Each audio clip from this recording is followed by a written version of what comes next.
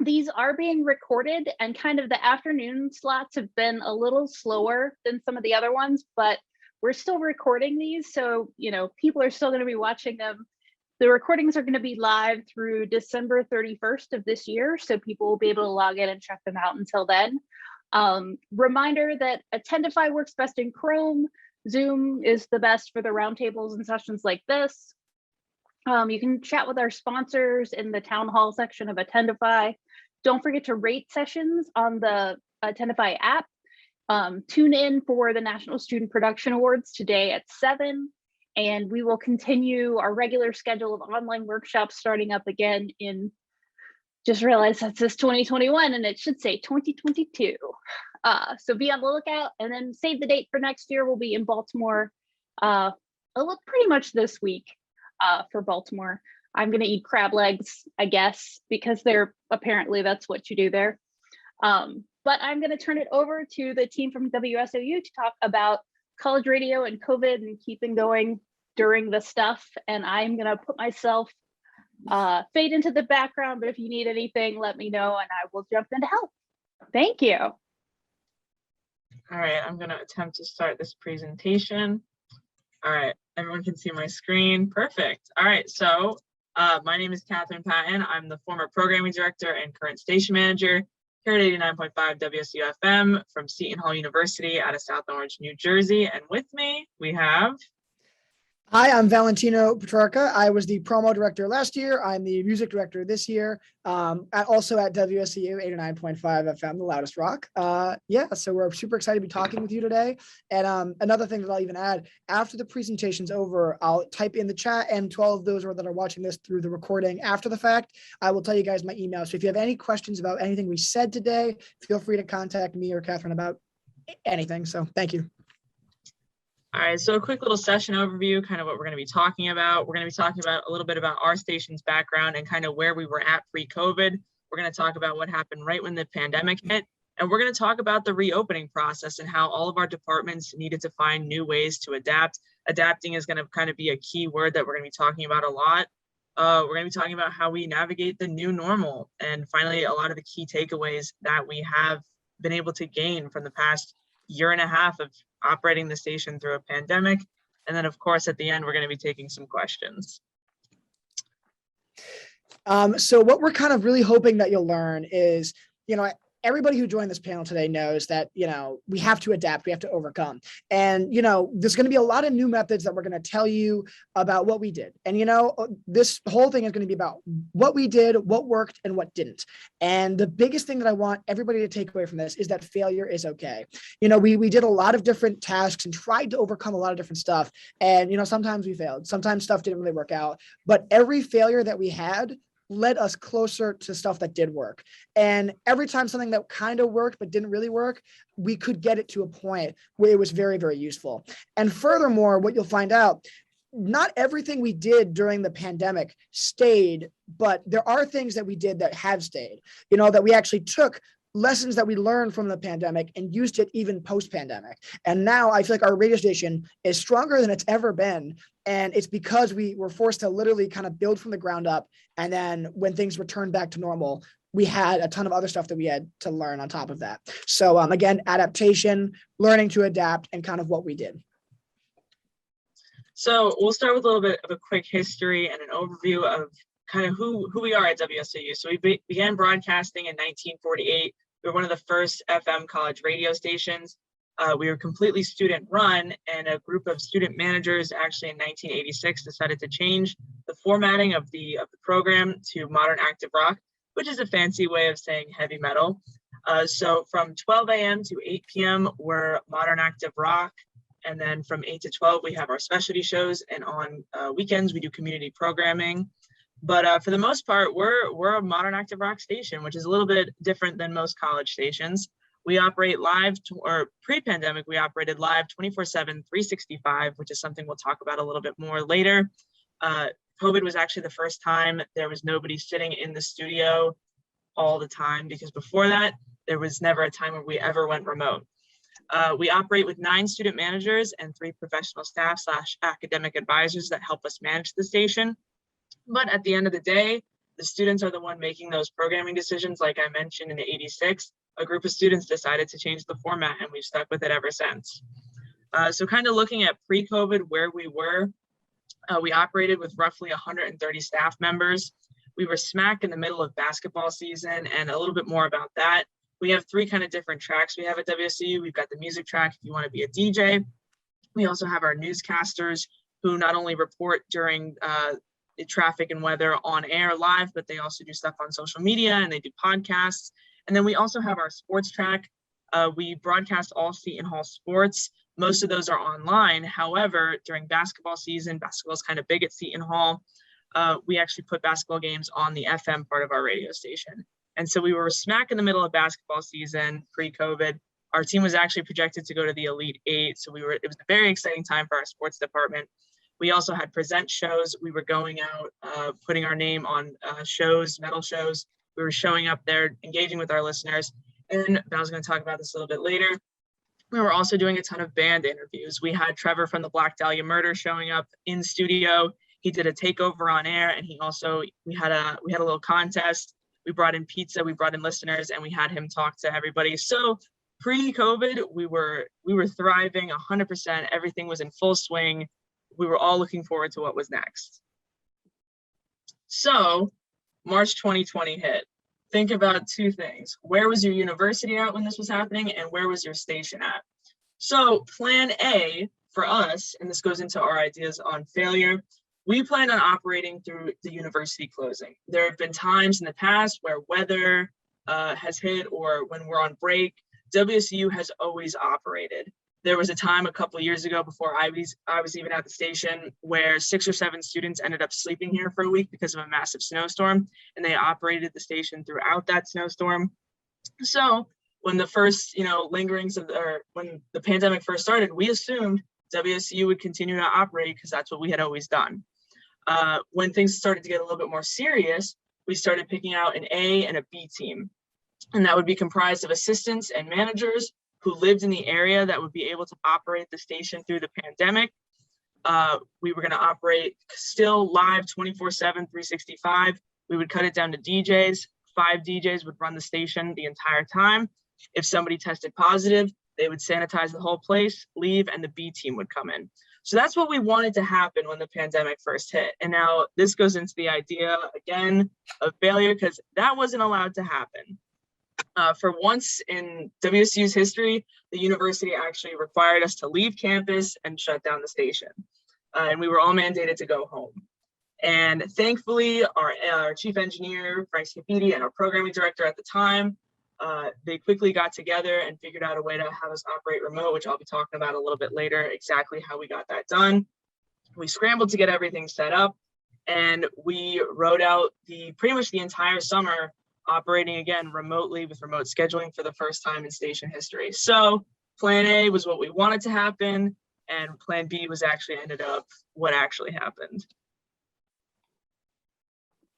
So one of the biggest hurdles about obviously, the pandemic was we have manager elections every year. To become a manager at WSU, this is, a very a huge radio station. We have 100,000 listeners a week, so we can't really we can't just throw people into the position. They have to be elected. The issue, we had only 3 managers previously who had known what the world was like pre-COVID. You know what I mean? These 3 managers, they were on the board last year, and then they knew kind of how WSU operated under that time frame when things were normal.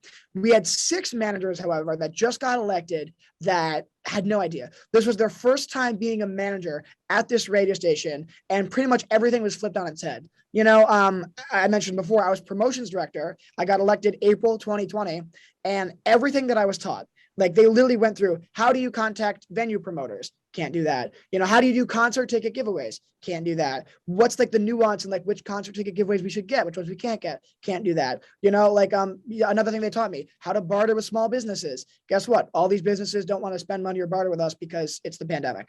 Can't do that. Merch design, merch production. We can't ship out any of the merch because we're not even allowed in the studio. Can't do that. We had merch orders racked up for weeks. It was crazy. So everything that I was taught, I'm not kidding. I went through a month-long training session. After that, I couldn't use any of it. So, and I'm not alone here. You know, Catherine will talk a little bit more about the PD aspect later, but pretty much a lot of these managers that were the first time there, they had no idea how to do their jobs. You know, it was literally like, here's what you're supposed to do, but you can't do that. So reinventing the wheel was very, very tricky. Another aspect, most of us went through our training completely online. You know, we were trained through Zoom, we were trained through Teams. And, you know, you can explain to someone how to use these technical radio equipment through Zoom, but it's tough when you're not there to see it, to push the buttons yourself and learn, you know? So it was definitely a huge challenge. And another huge aspect is we had to run our departments completely remote. You know, I'm actually originally from Rhode Island. So I was literally 5 hours away from this station trying to run promotions in New Jersey. You know, it was completely, it was totally new territory for us. And it kind of forced you to just like adapt in that way for us. It was very, very tricky. And so our departments, some departments, I'll admit, were easier to run remote than others. You know, you look at the music department, once you can figure out how to put in songs remotely, not at the station, boom, you can do that and do artist interviews kind of through, you know, through Zoom and Skype and all that. So the music department was pretty easy off. Promo and sports, those two departments were hit really, really hard because there's no concerts, there's no sporting events. What do we do? And I'll get a little more into that, like once we get to our, you know, adapting slide, kind of what I did in that situation there and what other managers did then. But that's kind of what happened there. And of course, the big thing is limited access to campus and the station. Yes, we're all remote, but we can't get into the station whenever we want at this point. And we had to find a way to keep our station relevant in the rock and metal scene without even being here. And that was really, really tough. And I think that like, in terms of, I know right now we're talking a lot about like our hurdles before we get into how we overcame them, but that was probably one of the biggest hurdles, is not even being able to be in studio. You know, it was so difficult to do this from the sidelines. We weren't allowed in the studio until September of 2020. So there was 4 months of just trying and trying and trying. But yeah. So kind of to segue into that, reopening. So coordinating with our university about COVID regulations was super important for us. And like Val mentioned, we were trying to get back into the studio late June, early July. All of the managers and all of our academic advisors were super on board with trying to get back in the station as soon as possible. And we had to coordinate a lot with the university. We made I believe it was about a 10-page reopening plan. And that included the implementation of contact logs, BRI, which is behavioral risk improvement protocols, where we would get PPE from, like wipes and gloves as such, safety captains, and not only that, but a cleaning checklist. And we made this entire plan, and the university still kept pushing us back. And obviously, we implemented mask and capacity limits, and the university ended up doing that as well. But we were prepared to completely make our own regulations just to try to get back in the studio as soon as possible. Another big issue was getting staff. We were trying to figure out who was coming back and who wasn't. You had people who had fully planned on coming back in the fall. We had people who ended up taking a gap year and we didn't even know about it until we reached out to them. And when you work with a staff of 130 people and you're trying to come back in the fall, you don't know who's coming back. And it was a lot to try to get everybody together and figure out, you know, who's going to be here, who's going to be around to DJ, who's going to be around to call, you know, sports broadcasts. And finally, in the final 2 weeks of summer, I believe it was late August, we were finally given the go ahead. We were able to get back in the studios. And for the first 2 weeks of the station's reopening, the 9 student managers were the only people running the station at all. And eventually, 2 weeks after that, we were able to get the general staff back in. Which, before we even get into adapting, I'll say to kind of piggyback off of those last 2 weeks of summer, as promotions director, you know, Catherine just said, there was a 2-week period where the 9 managers did everything at the station. We ran the station as the 9 managers. And, you know, you guys know we have a staff of 130 students. Cutting 130 students workload into 9 was crazy. Even from the promotion side, I literally had, I think I back ordered up to 60 merch shipments that I had and I couldn't do it. And I kept getting emails like every day of like, when's my thing going to ship? When's it going to ship? And the fans were all upset and angry. And I was like, I physically cannot get into the studio. So it was very tricky and very hard, but now we're going to get into the adapting, kind of how we adapted. And so, you know, what we were faced with, you know, the struggles that we had. Here's what we did to overcome those struggles. So first, regarding station manager, I was not station manager at that time. However, I was a programming director, so I kind of got to see what our station manager went through. Recruitment and training, working with our university was super important. We're a big part of the communications school at Seton Hall. And so we were in constant contact with those advisors and those deans. Any open house or freshman recruiting that was done was completely done online. However, we were given the opportunity to show up to those events virtually and really, try to campaign for WSU and get the freshmen involved with working at the station. Additionally, we have a training class, which our new kids, we call them assistant producers, or APs for short. We had to teach that entire training class where those kids learn FCC policy and learn what it's like to be at WSU.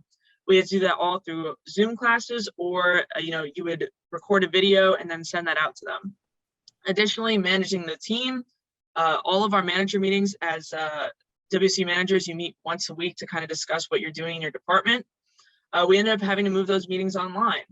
And the best way we found to kind of combat that issue of ending up online, obviously we all hung out as friends individually in those small groups of 2 or 3. Some of us actually were living together during the pandemic, but being constantly connected to people on the team was super important. We had a group chat that was constantly blowing up, whether it was talking about station business or just sending funny memes. It really helped maintain the morale of the board during that time. The biggest thing for me when I was programming director at the time was what I call the remote programming survival program. And trying to explain this. So the 2 things we use next gen digital systems and music master scheduling. And I'll actually go through this in a video next. So we have 2 computers, our production 1 and our production 2 computer in the studio. And what we would do, we would schedule everything remotely through gotomypc.com. It's a website, I believe it's about $100 per month. We ended up using that program.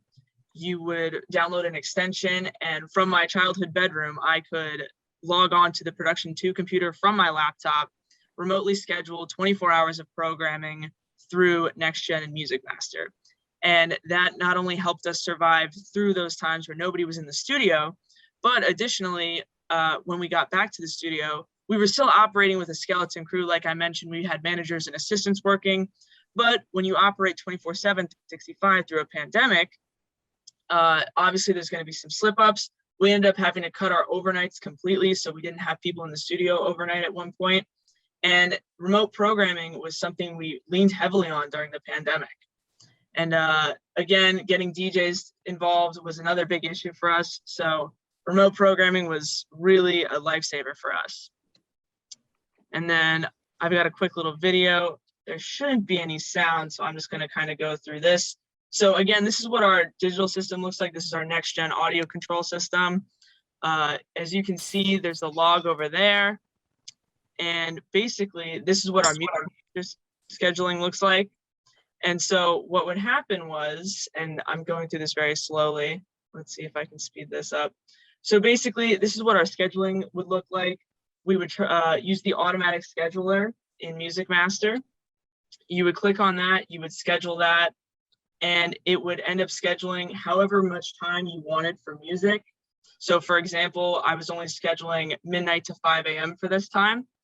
And you would just click OK, and in about 3 seconds, it would automatically schedule about 5 to 6 hours of music, which again, when you're operating 24/7, 365 on an FM station, it's super important that you get that done quickly as possible. So we were able to schedule music just like that. From here, I'm doing a little bit more back-end stuff. And again, if you want to learn more about this, we'll drop our emails afterwards and I can really go through and show you this, but this is kind of just the bare bones of this. And we would upload that, the program log for the day. We would upload that into our next gen system, which is what I do right here. You would go to load music, you would schedule the music, and let's see, right here. Yeah, so you would select the hours. I'll speed this up a little bit, and boom, it would schedule automatically into our system. And that's pretty much how we survived through the pandemic. I know I've talked to a couple other station managers. Some people ended up using different methods for remote scheduling, but that's how we went about that.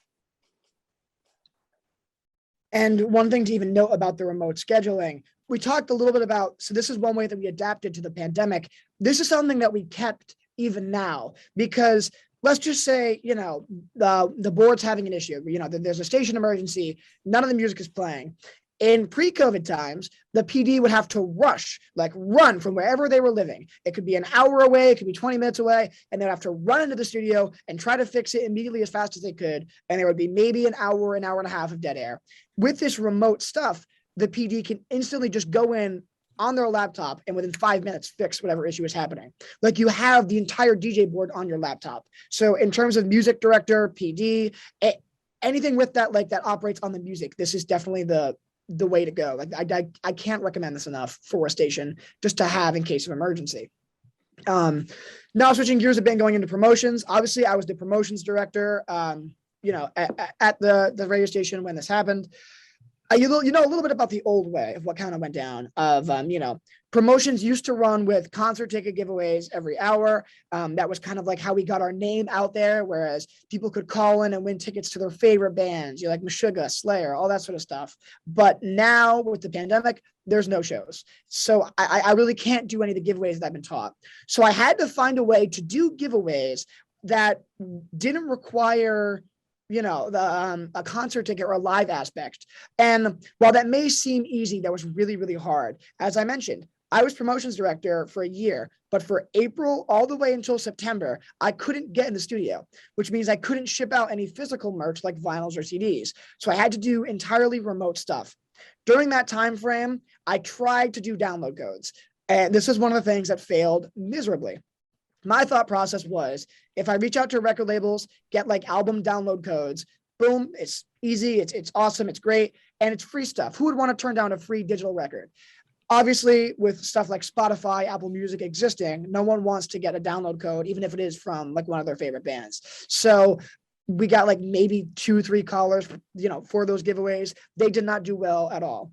It was very, very sad on that front. So I tried to do some live stream giveaways. I noticed during the pandemic, the live stream giveaways actually were very, very good. They got the regular amount of callers that a concert would get.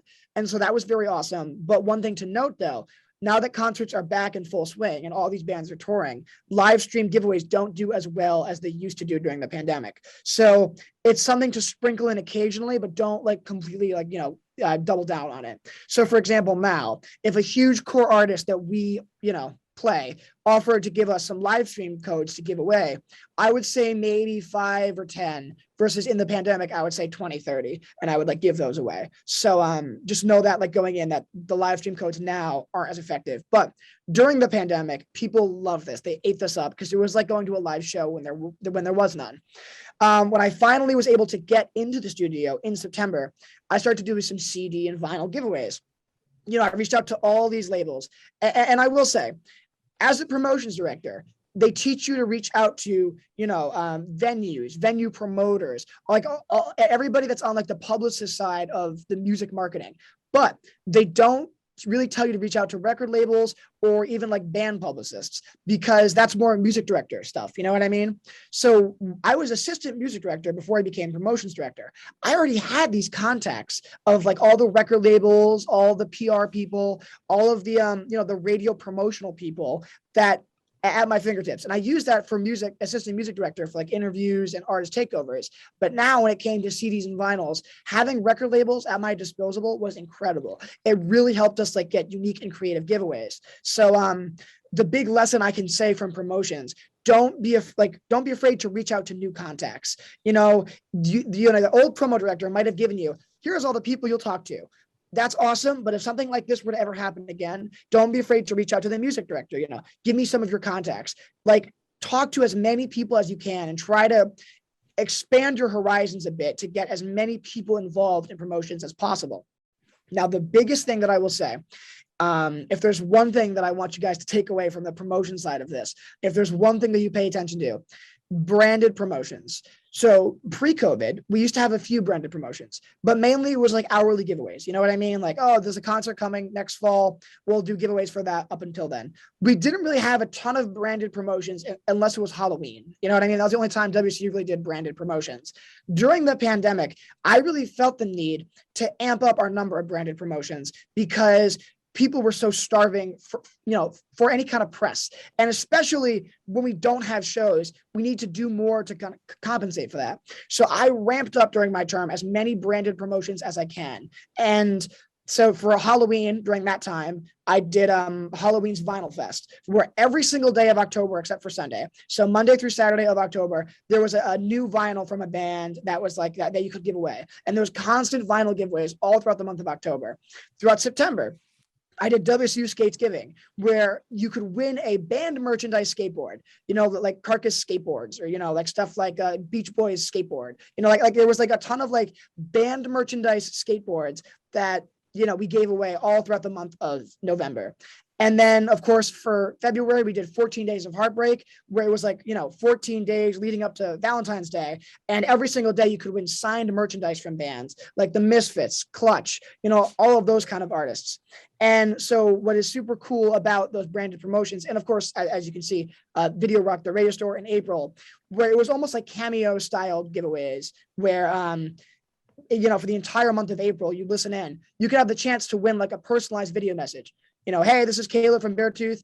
Thanks for winning this video message, Jeff from WSOU. Hope you have a great day. And one of the things about branded promotions that I noticed, this is what articles pick up on. All the New Jersey articles outlets, New Jersey Stage, New Jersey Times, they all picked up on these outlets and wrote articles about them, because you're not going to write an article about like, just a giveaway that happens for a show. But if there's a branded promotion, it's going to get a lot of press. So during the pandemic, we used way more branded promotions to make up for this. And it just worked. The fans loved it. For Video Rock the Radio Store in particular, we got up to 50 to 60 callers per giveaway on that. It was insanity. The phones were ringing off the hook. I was shocked at that. And for Skates Giving, people were so excited about this. So giveaways are great, but it's always nice to have a title for a giveaway, a start and end date, and something consistent with that. And then furthermore, you can even market that easier. On social media, it's easier to say, oh yeah, WSU Skates Giving this fall versus, oh, we're doing a lot of, a few skateboard giveaways here and there. So make sure to really double down on branded promotions. That is something that we've kept through the pandemic and we will continue to do after. And of course, I mentioned before the merch issue. I won't go too much into this, but it's just, the merchandise, we couldn't ship any of it out, and it was really, really tough. So we had to get as many assistants and people involved to help with that merchandise as possible. All right, now the music aspect. So with this, again, there's no live music. And furthermore, a tough part about the pandemic was artists weren't dropping music as frequently. Because, if you guys are on radio, you know this. Touring is what makes an album sales possible. An artist makes like barely anything off of a record, but they make a lot of money off of touring. So that being said, a lot of these bands refused to drop albums until they could tour on it, which I understand. I totally respect that. I get it. But with a lot less live music being out, it was really, really tricky. We kind of leaned more towards that live aspect. So if a band dropped a live record, then boom, we would add like their live album into it and kind of mix it in with regular rotation. And if a band did a live stream, we would take some of the audio of the live stream with the label's permission, of course, and put that in new music as well. So we kind of found ways to keep having a ton of new music in new music without like it being over the top.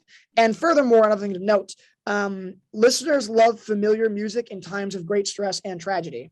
So I know there was an interesting article actually published that after 9/11, all the radio stations in the New Jersey, New York area increased the number of like classic songs they had and like scaled back on new music, because when there is a lot of tragedy, listeners want to hear what they know because it gives them comfort. So during the first few months of the pandemic, like I want to say from April all the way until probably even October-ish, we really, really amped up the number of familiar music and kind of decreased new music a bit, because that's not what the listeners really wanted to hear. It was still very stressful. The pandemic was happening. People were getting COVID and quarantining all the time. So it was a very, very scary time. And that's what we did there. And another thing I talked about, branded promotions and everything branded. We really, ramped up on that. we did a 5 months alone festival where essentially we played full set lists from a show. It was like a weekend festival on WSOU where you could hear the entire Slipknot performance start to finish. You know what I mean? You could hear an entire Metallica, like S&M show on the WSOU airwaves. And we branded this, we made a press release, we sent it out, and it got so much positive love. All the alumni, all of the DJs, all of the listeners were calling in being like, I feel like I'm at a live show again. This is so exciting. Thank you so much for doing this. This brings me so much comfort because it was kind of a way to help fill the gap of live music. We didn't have anything, so we did this. And it really, really worked, in my opinion. It got nothing but positive reviews. You can kind of see a little bit of the tour poster over there, kind of how we hyped it up. And we got a lot of really cool bands involved. All the labels were pretty okay with it. One of the things you'll notice, don't be afraid to reach out to labels because the worst they can say is no. You know, that's literally the worst thing that can happen. If you reach out, can I get this live stream? The band, probably not. Okay, that's fine. Nothing bad happens. There's no repercussions. So if you want to try something, don't be afraid to reach out and you'll get support on it from the listeners and the labels. Okay, now finally, this is a really, really big one for me. Anybody that knows me knows my favorite thing to do in radio is artist interviews. I've done 109 of them as of now, and I really just can't get enough of them. Now, this is another huge aspect that was completely flipped on its head during the pandemic. When the pandemic first started, as I'm sure some of you know, you would do an artist interview in person at the venue. They would come in studio. You would do it on air. There would be an acoustic show. There would be something more. Yeah, there was phone interviews, but those were for bigger name bands. For a band like Slipknot, who's like, too huge to kind of just come in the studio normally. That's kind of what that was for. With the pandemic, no one was available, no one wanted to come in studio. No one wanted to talk to anybody in person. So it was different on that front, but for every negative, there is a positive. And this is really important. So did the pandemic bring a lot of horrible, horrible stuff to radio? Did it make us completely rethink everything we did? Yes. Did it impact a lot of ways negatively? Of course. In terms of artist interviews, this was a positive. This was a good part about the pandemic. This really, really helped us because everybody was accessible. No one was on tour, and they all wanted to talk because they were all like bored out of their minds. That you can only write music alone for so long before you want to talk to someone about it. So pretty much huge name bands that we would never have gotten if it wasn't for the pandemic agreed to do interviews with us because of this. And I knew that going in. I was like, well, if I'm bored at home, I'm sure these guys are too. During this time frame, we interviewed the Used twice. We interviewed Nickelback, which was just a weird, fun one. We interviewed Shinedown.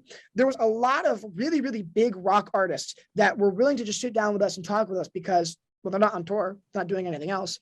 So obviously, if something like that happens, think, if I'm bored, they're probably bored. Let's do this. Another aspect is, of course, the power of Zoom and the video aspect. I'm going to kind of combine these two bullets into one. Essentially, we're in radio. Yes, radio is awesome. I love radio. But radio is very, very focused on audio. And yes, audio editing is great. That's what we're known for. But in 2021, audio isn't enough. You need to have a visual component of some kind. And you can throw something over the air, but then boom, whoever's listening to it right then and there, they'll hear it. But then after that's gone. So if you want to do something like an artist interview, try to always get a visual component. One of the things I did, even if an artist wanted to do an audio only interview, I would do the interview, but then afterwards make like an audio waveform. So whenever I talked, it would like move. Whenever he talked, it would move. And I would have like a lot of visuals to go with it. So the pandemic, of course, forced us to kind of overcome that and think, okay, how can we make artist interviews more engaging? Because they're willing to sit down and talk with us. I'm not just going to post it on SoundCloud. You know what I mean? I really want to make this like really nice and finessed and hyped up. And so that was a really cool aspect. Always, always, always. If there's one thing you take away from this slide of it, and personally, if there's one thing you take away from anything I've said, this entire talk, don't be afraid to incorporate video aspects into your media. That is so important, and that will help engage interaction so much. I'll say this. My highest ranking artist interview in terms of views was A Day to Remember. And that was in, I think, 2018, 2019. And that had 500 views. But that was audio only because we only did audio interviews. The pandemic happened. We started using Zoom. We got more video components. I did the Shinedown interview that had a visual aspect that currently almost has 3,000 views. You know what I mean? It's like triple what it used to be. So definitely don't be afraid to use the video aspect when doing these artist interviews. And that's the one thing that the pandemic taught us. And my final bullet here, YouTube, and all exclamation points capitalized, really hyped up. So you can post the interviews on your website. Yes. You can hype them up on, Twitter, social media, LinkedIn, Facebook, Instagram. That's great. But at the end of the day, if you really want people to see this, you have to put the interviews up on YouTube. And I'm not even saying this as like, oh, here's what we did. I'm telling you, like, factually, that's where people get the most views. When you're a fan and you want to see an artist interview, you don't go into Instagram and go, all right, Mastodon interview. No, you go onto YouTube and Google Mastodon interview. And furthermore, even if your college radio station is huge, if it's tiny, it doesn't matter. No one's going to type in like Mastodon interview WSOU. They'll just type in Mastodon interview, and then if ours happens to show up, they'll watch it. So YouTube is so important for getting these artist interviews as hyped up as possible. So kind of that's where the fans see them. The labels might check our store, they might check our website, but the labels aren't like, always going to check YouTube.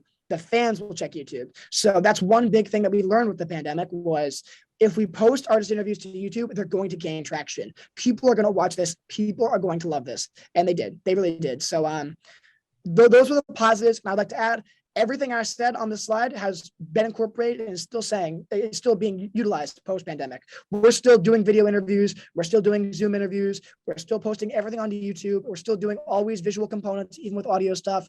And even if there's an in-person artist interview now, we still have a visual component. So this has all been carried over through the pandemic. So moving into our news department, again, Val talked a lot about this, the adaptation we needed to use during the pandemic. The news department really knocked it out of the park. Over the quarantine, when again, we were operating completely remote, our news department worked on daily COVID news updates, which weren't always COVID related, but they, whether it was COVID related news or just regular news of the day, they would record it the night before and we'd have it uploaded and it would run from 7 in the morning till 7 p.m. at the 30 of every hour, which again was super great, especially since we were doing only modern active rock programming at that time. It was nice to kind of put in some news back into our programming, even though none of us were allowed in the station. Finally, once we were allowed back in the station, Hugo Live was a super important piece of technology that we were able to use. We were able to use live newscasters. Basically, how Hugo works, if anybody doesn't know, we have a Hugo system set up in our DJ booth. You can live newscast from your iPhone, iPad, or Android. And so what we would do, we would have our DJs in the studio. Our newscasters could be at home in a different state, and they would simply log on to the Hugo app, connect to the station, and we would be able to broadcast them live on air. Over winter break, that's how we operated as well. I had a newscaster who lived in California, and she ended up newscasting, live on air from New Jersey, but in reality, she was at home in California. Another thing we implemented was news flashes. Again, social media was such a benefit during the pandemic. Our newscasters would upload a minute-long, quick little news story. They would upload it to the Twitter and the Instagram. And finally, feature stories were a big one. Those were uploaded to our website, again, uploaded to the YouTube channel. We covered the Black Lives Matter protest, vaccine mandates. We actually were able to interview the governor of New Jersey regarding that as well. And also we ended up doing a presidential election special. This one we were actually able to do live in studio, but obviously everybody had to be in different recording rooms. And overall, the news department did a great job adapting to what they were given. And speaking of great adaptations, our sports department thrived during the pandemic, which was kind of surprising because Seton Hall Sports, like I mentioned, we cover all of them. Our fall sports programs actually ended up getting canceled. And so our sports director needed to find a new avenue to kind of help the new broadcasters figure out what they were going to broadcast this season. And they ended up landing on high school sports.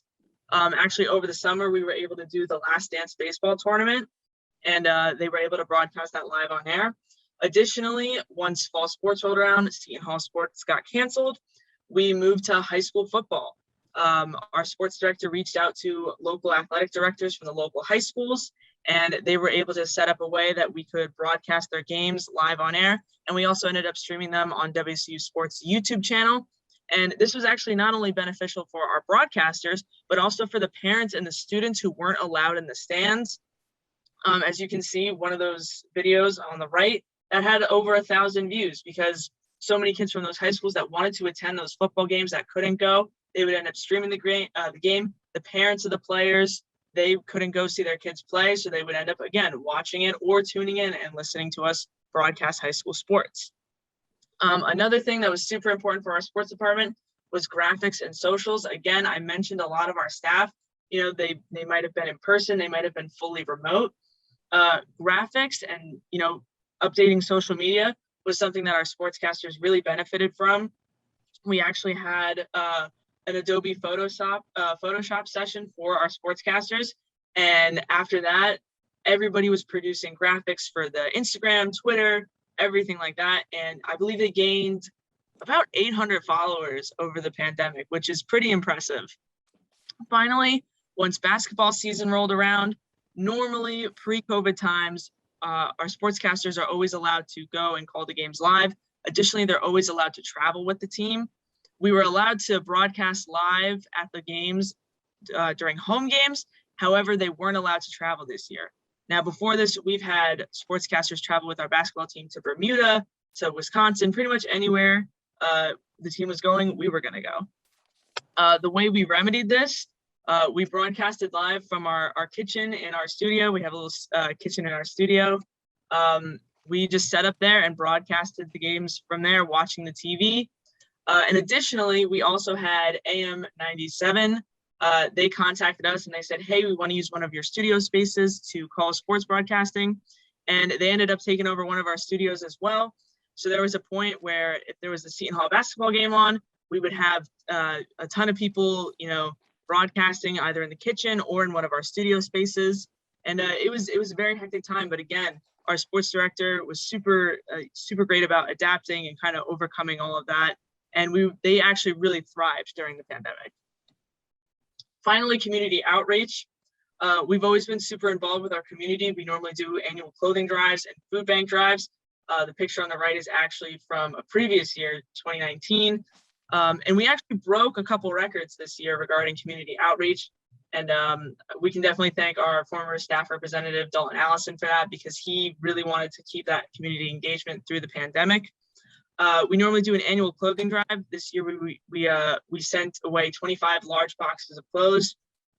And normally we would do a food bank donation. We would, all individually buy cans of whatever goods we wanted to send. We ended up trying to just do a regular fundraiser this year. And that actually ended up working out really great. We ended up giving over $1,000 to the Community Food Bank of New Jersey. And again, this kind of all just goes into staying in constant connection with our staff and everybody. Dalton was always hitting up our Facebook page with all of the general staff members being like, hey, make sure you donate to this. The clothing drive is this day. Make sure you donate to the Community Food Bank thing. Here's the link to the GoFundMe.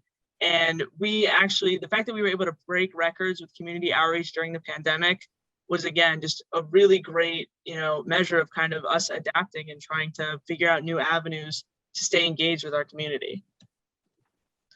So the new normal, where we're at now, we're reacclimating. This is a reacclimation point. We've got a new board again. And the biggest thing we've realized that involvement is the key to morale. We've got new staff members who had never set foot on campus before, coming in here having no idea what it was going to be like. We had old staff members returning. And the biggest thing we're trying to work on right now is working back and, getting back to the new normal, but also, trying to maintain that same morale we had pre-pandemic. And the key to that is involvement. We have it in the slide, but it really is so important. The way that I made friends at SOU my freshman year and sophomore year was just by going to present shows, doing interviews, having a photo pass to concerts. You meet people that way, and that's how you become close, is involvement, and it doesn't always have to be like professional involvement. Even like, hey, we have an open house next weekend. You guys want to come and help table? Boom. That's you're meeting friends or hanging out with people for a lot of time. It's so helpful. It's so great. It is so crucial to get that community aspect, and to do that is just by being involved, by always being there and ready to go. So finally, our key takeaways from this presentation. I know we've talked a lot about things, but if there's anything you want to take away from this presentation, here's what you need to know. trust your team. Whether you're a station manager or just a general staff member, you want to trust the team around you. The managers worked at WSOU, the managers worked constantly to make sure that, you know, we were operating at our peak performance. And you just got to trust that everybody else around you is working towards that same goal. Additionally, find new avenues. Again, we talked about not being afraid of failure. You know, don't be afraid to try something out. If it fails, like we tried several things that failed during the pandemic that didn't end up working out, or we had to change plans, you know, just don't be afraid to try to figure out a new avenue that can help you evolve. And I said it before, branded promotions, you know, you might do like a few of them throughout the year in pre-pandemic times. Use now the power of what we've learned in the pandemic and the state of the world returning to normal and put them together. You know, now if we were to do pretty much what I did for Halloween Vinyl Fest, but with concerts, I can promise you the promotion would be through the roof insane. So like as many branded promotions as you can. Give the promotion a title, a start date, an end date, give it a description, make it like an event.